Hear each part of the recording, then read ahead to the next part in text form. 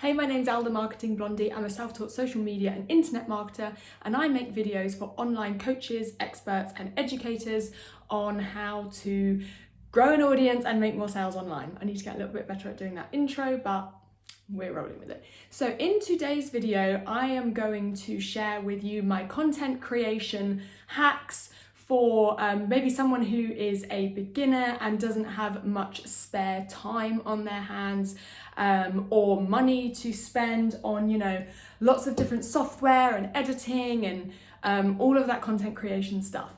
So the reason why you're here is because you're looking for content creation hacks, and in the next few minutes I'm going to tell you exactly how I'm doing that to grow my business at the moment from scratch. These videos I'm going to talk very quickly, they're going to be very, very concise. Usually they're about 10 minutes long, so settle in and I'm going to give you the good stuff right now. So my first tip, let's start with video content, seeing as you are here on YouTube, you're watching this video, and at the moment I'm putting a lot of time into video. So the number one tip that I would give for creating video content as sort of a tip or a hack to make it quicker and easier for yourself is to try and make the process as quick and easy as possible. Sounds kind of ironic, right? But one thing that I did, the thing that put me off filming videos and posting on YouTube for so long was editing. I really don't actually enjoy editing videos at all. It's like my least favorite thing about content creation. I don't want to sit there for hours editing my own videos, adding in subtitles, transitions, using movie editors and things like that. And I also am bootstrapping marketing my business, right? So I don't necessarily want to have to pay someone to do it for me. So I basically decided that I was not going to edit my videos. So as you're watching this video, you will see that I do it all in one take. There's no editing at all. The only thing that I do is I change the filter in Lightroom just to give it a brighter, I'm filming in my living room, so I don't have great lighting in here, so I give it a kind of brighter aesthetic and something that kind of matches my brand, but that's literally the only thing I do. So if you're sort of thinking like filming a video all in one go kind of sounds a bit scary to me, like what if I make mistakes and things like that. So as you'll notice in this video, I'm saying a lot because I'm not editing the video and I'm not super good at just talking without using ums and filler words and things like that. So the benefit with filming a video like this in one take is that the pressure is on and it's kind of like, okay, I'm getting thrown into the deep end. If you imagined like you were speaking at an event or you were doing a live broadcast or something like that, you were doing it live on YouTube or Instagram, there's no room for mistakes there. And when the pressure's kind of on, it forces you to be very clear and concise in your messaging. And if you do hit a point in your video where you think you've made a mistake or you lose your train of thought or whatever, when you know that you can edit the video, you tend to kind of just not like get lazy, but you might sort of think like, oh, it's okay, I can just edit that out. Whereas when you're filming it in one take and you know that you're not going to be able to edit it, if you feel yourself losing your train of thought or going off on a tangent or you make a mistake or whatever, you just move on. Like you're just like, okay, back to what I was saying, like let's just move on. And it does take a little bit of time to get used to. I'm still not really used to it myself, but I'm doing my best. So that is what I would recommend for somebody starting out making videos. Don't overcomplicate it. I read the book, obviously, Atomic Habits recently. Who hasn't? I can't remember the name of the author, sorry. Is it James Clear? I don't know. So I read Atomic Habits, and basically the 5 key points from the book about actually making a habit of something is, now I can't remember the 5 of them, but it was something like make it easy, make it obvious, make it attractive, whatever. I can't remember the rest. So, and that's kind of what I had to do. I was like, I know that I want to get onto YouTube. I know that I want to create video content, but I don't want to edit. I don't want to make it too complicated. I don't want to sit here with a script and do all of that stuff. In the beginning, it doesn't have to be perfect. So, I'm filming on my phone as well. I don't have a camera. I don't have a microphone. The audio that you're hearing this on is literally just my iPhone camera. I have a couple of ring lights here just to improve the lighting in my video, and I've got my my MacBook here, which is placed strategically on my daughter's high chair so I can read notes if I do get stuck. So that's literally it.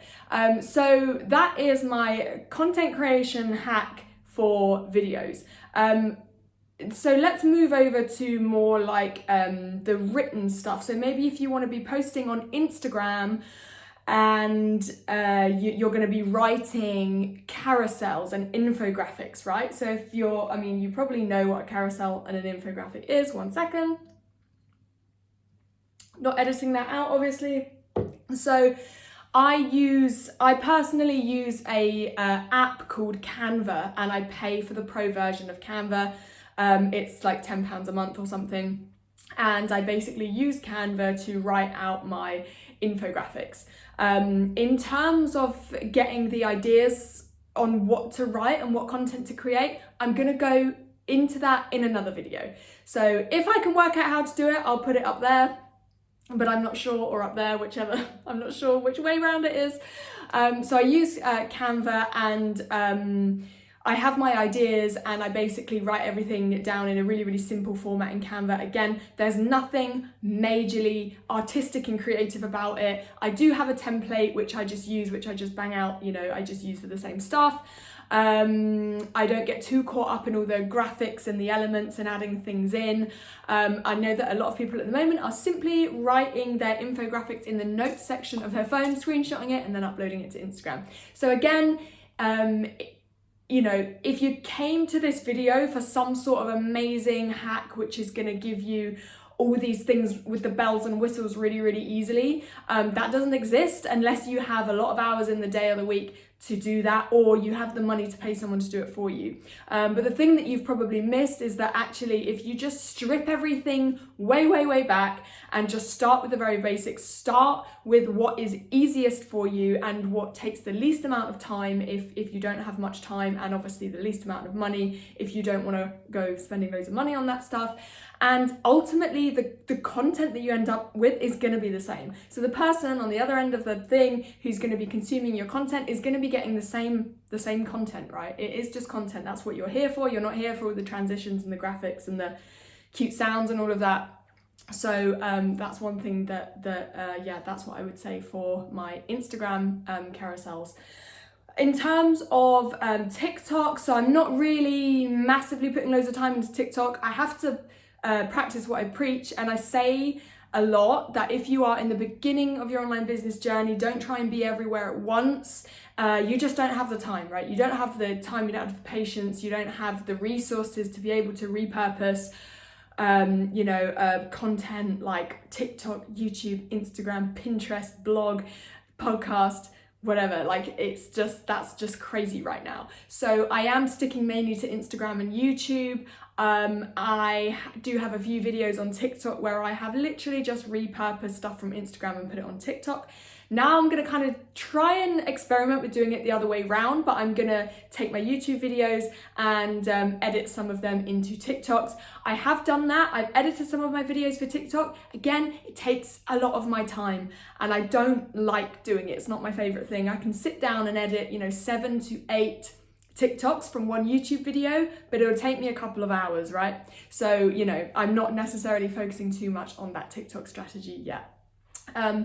Now, the last thing that I'm going to go into is podcasts. So I haven't actually released any podcasts yet. What I am doing is I'm building up a little bank of podcast episodes as and when it suits me right now. So there's no rhyme or reason. I don't think to myself, right, every week I've got to sit down and record a podcast. What I'm doing right now is I'm making it very, very simple and easy for myself, that every time I get a thought that pops into my head that I think would make a good podcast episode, I just record it. If I'm in a situation where I can't record it, I will make a quick note on the notes app in my phone or on my MacBook if I'm at home. And then at night when the kids are in bed, or during the day when they're napping or whatever it is, then I will sit down and I will record a short podcast episode, usually anywhere between sort of 7 to 10 minutes long, a bit like this video. So I currently have a bank saved in my in my voice memo folder, I have about 10, and these are just podcast episodes where I've just pulled out my phone, or I've done it on my MacBook when I'm in bed, and I have just talked about a topic that I thought would be awesome to talk about. And that is really, really it. I don't have a microphone, I don't have one of those Yeti microphones, anything like that. I find that the sound is actually a little bit better when I use my iPhone rather than my MacBook Air. My MacBook, because it's an Air, when I'm recording the podcast episodes on the voice memo, it doesn't really like it, and it overheats, and then the engine starts whirring in the background, the fan starts whirring in the background, and you can hear it. So sometimes I find that the iPhone is a little bit better for that. Just make sure you're in a room where there's not going to be a ton of background noise.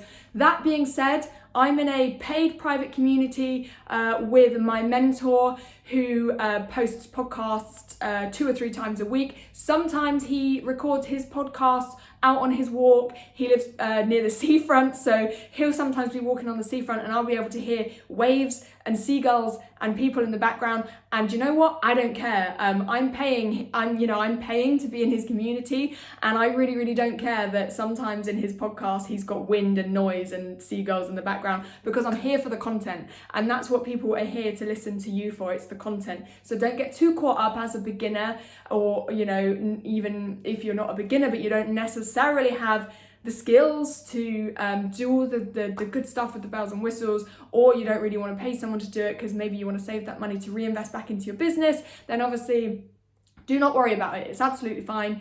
Use what is available to you right now. 99% of your audience don't care, and it's going to be good. It's going to be great. It's going to be amazing, and you're going to end up with awesome content. So those are my content hacks. I hope that helped you.